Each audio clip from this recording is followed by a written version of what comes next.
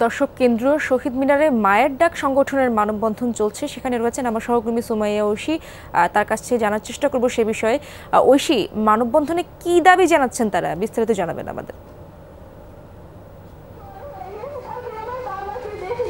ইশরাত, মায়ের ডাক বরাবরই যে দাবিটি জানিয়ে আসে সেটি হচ্ছে গুম হওয়া যে সমস্ত ব্যক্তি আইন শৃঙ্খলা রক্ষাকারী বাহিনীর তৎপরতায় বলি বা তাদের মাধ্যমে বলি যারা গুম হয়েছেন এখন পর্যন্ত, তাদের স্বজনদের সংগঠন মায়ের ডাক, তাদের মানববন্ধন এটি। এবং তারা যে দাবিটি বরাবর জানিয়ে আসছেন এবং আজকেও জানাচ্ছেন সেটি হচ্ছে গুম হয়েছেন যাদের এখনও খোঁজ মেলেনি, আইন শৃঙ্খলা বাহিনীর তৎপরতায় যারা এখন পর্যন্ত বাড়ি থেকে বা বিভিন্ন স্থান থেকে হারিয়ে গিয়েছেন, ট্রেস পাওয়া যাচ্ছে না, তাদেরকে উদ্ধারের দাবি তারা বলছেন। তাদের অন্তত স্বজনদের দাবি অন্তত পক্ষে তারা বেঁচে আছেন কিনা বা তাদের খোঁজ খবর সেটি আসলে জানার দাবি করছেন পরিবারের স্বজনরা। একই সঙ্গে আমরা কিন্তু দেখেছি যে নতুন যে অন্তর্বর্তীকালীন সরকার, সেই সরকারের কাছে তারা দাবি জানিয়েছেন যে অন্তত পক্ষে শেখ হাসিনা সরকারের সময় অর্থাৎ আওয়ামী লীগ সরকারের সময় গত 15 থেকে 16 বছরে যারা গুম হয়েছেন তাদের খোঁজ জানার দাবি জানিয়েছেন অন্তর্বর্তীকালীন সরকারের কাছ থেকে, যারা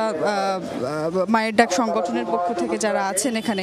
এবং তাদের দাবি অন্তত একটি কমিশন গঠন করে এই যে নিখোঁজ হয়েছেন যারা, তাদের খোঁজ যাতে জানতে পারে স্বজনরা, অন্তত পক্ষে তারা বেঁচে আছেন কিনা সেই খোঁজটুকু তারা জানতে চান। ধন্যবাদ আপনাকে।